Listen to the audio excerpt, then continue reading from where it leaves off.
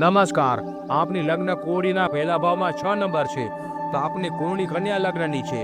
લગ્ન કુંડળીમાં ગ્રહોનો લાંબા સમય સુધી પ્રભાવ રહેતો હોવાથી જીવન પર 70% પ્રભાવ જોવા મળે છે. શનિદેવનું ગોચર 29 માર્ચ 2025 થી 7મા ભાવમાં ચાલી રહ્યું છે, જે યથાવત રહેશે, જેને કારણે શનિદેવની પીડાનો સામનો કરવો પડશે, જે સંઘર્ષબાદ પરિણામ આપે છે. રાહુનો ગોચર 2025ના મધ્ય ભાગથી 6ઠા ભાવમાં ચાલી રહ્યું છે, જે ડિસેમ્બર 2026 સુધી યથાવત રહેશે, જે રોગ શત્રુને રોગથી રક્ષણ આપશે.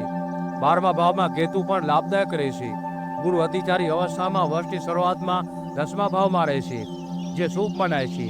જૂન મહિનાથી 11મા ભાવમાં લાભ ભાવમાં ગોચર કરશે, એ પણ લાભદાયક રહેશે. ગુરુ 31 ઓક્ટોબરથી ડિસેમ્બર 12મા ભાવમાં ગોચર કરશે, જે નકારાત્મક રહેશે. કોઈ મોટા નિર્ણય ન લેવા, જોખમના કાર્યથી દૂર રહેવું, સ્વાસ્થ્યનું ધ્યાન રાખવું. આપના લગ્નના સ્વામી બુધ હોય છે. બુધ જાન્યુઆરીમાં 4થા અને 5મા ભાવમાં ગોચર કરશે, જે લાભદાયક રહેશે. બુધ ફેબ્રુઆરી, માર્ચ અને 10 એપ્રિલ સુધી 6ઠા ભાવમાં ગોચર કરશે, જે રોગ શત્રુ અને ઋણનો ભાવ છે. 6ઠા ભાવમાં બુધ અને રાહુની યુતિ થશે, જે નકારાત્મક પરિણામ આપી શકે છે. વાણી પર સંયમ રાખવો.